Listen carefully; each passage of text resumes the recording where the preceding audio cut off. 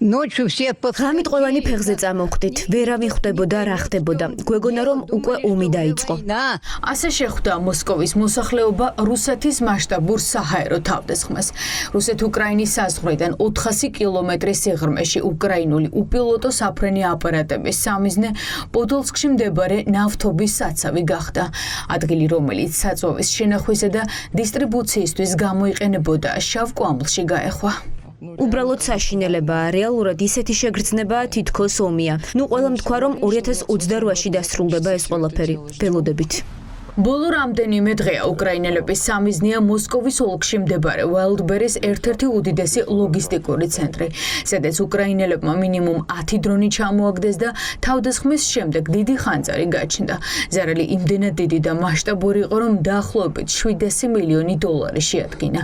ადგილზე დასაქმებულები უმძიმეს რეალობაზე ყვებიან, რადგან თუ უკრაინა ლოგისტიკური ცენტრის და საწყობების განადგურებას გააგრძელებს, ეს 10,000-ობით მცირე და მსხვილ ბიზნესს შეეხება. Дроны атаковали нас. Дронები დაგვესხდნენ თავზე, ბრბოდ გამოურბივართ, არა უშავს ნებისმიერ სიტუაციაში, არა უშავს წავალ დაღესტანში. დაღესტანში ვიპოვი რამე სამუშაოს. მოკლედ ძმებოდა-დებო ომია, გაჩერდით. როგორც ჩანს, საწყობი არ იწვის, შორს მივდივართ სამუშაოდ. აი ასეთი საქმეებია, ჩვენთან კონკრეტულად რაღაც საშინელება ხდება. სახანძრო ვერტფრენი მიფრინავს. Компания ГРАС, автохимия склад. ორი დრონი, ორმა დრონმა დაარტყა საწყობს.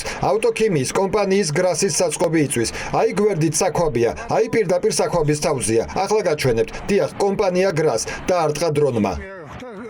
ვალდბერისი ონლაინ შოპინგის უმსხვილესი რუსული კომპანია.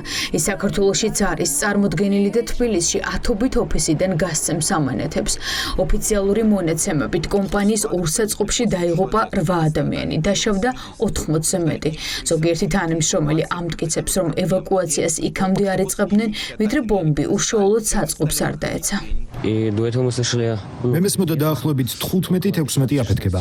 ისინი სულ უფრო და უფრო ახლოს გვესმოდა, სანამ არ მოხვდა ჩვენს ბლოკს.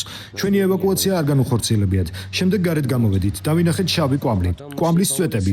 ნამდვილად საშინელება იყო. მხოლოდ ერთ ღამეში მოსკოვის მიმართულებით უკრაინელებმა 400-ზე მეტი დრონი გაუშვეს. ეს იყო ერთ-ერთი ყველაზე მასშტაბური შეტევა, რომელიც უკრაინას რუსეთის ტერიტორიაზე განუხორციელებია. უმეტესობა სამიზნეს მოხვდა. რუსებმა მხოლოდ 85 უპილოტო საფრენი აპარატის განეიტრალება შეძლეს. დომოდედოვოში იწვეს ლოგისტიკური ცენტრი იუჟნაია ვრატა. დრონი მოხვდა მრავალსართულიან საცხოვრებელ სახლსაც.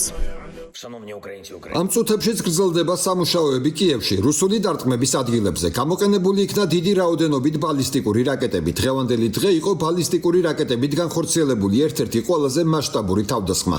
რუსების მთავარი სამიზნე სწორედ ბალისტიკით კიევი და ოლქი იყო.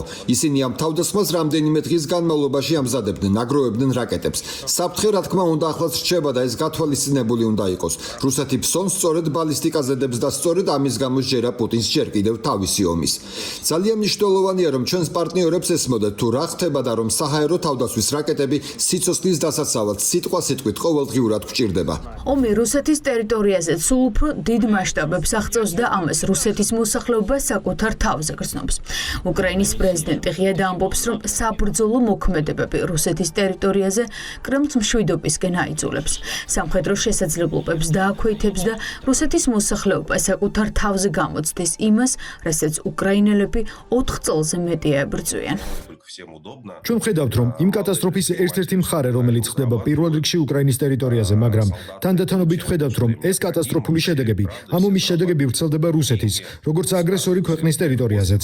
ჩვენ ვხედავთ, რომ მთლიანობაში ომს ატარებს რა ასეთ უფრო ქსელოცენტრულ ხასიათს, ემოციურად მესმის ასეთი განწყობები, მაგრამ ამასთანავე მიმაჩნია, რომ ზღვარის ეს წაშლა სამოქალაქო და სამხედრო ობიექტებს შორის ეს არის ძალიან მძიმე და მტკივნეული პროცესი, რომელიც საერთოდ იწყებს ჩვენი წარმოდგენების დემონტაჟს. ნორმალური ომის შესახებ თუ ასე შეიძლება ითქვას. მე მგონია შემდეგი მომენტი აქ იმაში მდგომარეობს, რომ თუ მართლაც როგორც ბევრი ექსპერტი ელოდება რუსეთში სექტემბერში დაგეგმილი არჩევნების შემდეგ პუტინი წავა კონფლიქტის მორიგ ტალღაზე, ეგრეთ წოდებული ესკალაციის მორიგ ტალღაზე, იმისათვის რომ ომი გახადოს კიდევ უფრო კაციჭამიური და მხეცური, მას ამისათვის დაჭირდება ახალი სამოქალაქო ინსტიტუტების ჩართვა, რომლებიც არსებობს რუსეთში, სამხედრო სფეროში. და ეს ნიშნავს, რომ ეს სამხედრო მიზნების სფერო რუსეთის ტერიტორიაზე გაფართოვდება. месте печально известном теперь. პარალელურად რუსეთის საომარი მანქანა მშვიდობიან მოსახლეობაზე თავდასხმას აგრძელებს. ოდესის მახლობლად შავ ზღვაში რუსეთის სარაკეტო დარტყმის ქვეშ აღმოჩნდა სატვირთო გემი, რომელსაც სიმინდი გადაჰქონდა. ეკიპაჟის 10 წევრი თავდასხმას ემსხვერპლა, ნაწილს კი ამ დრომდე ეძებენ.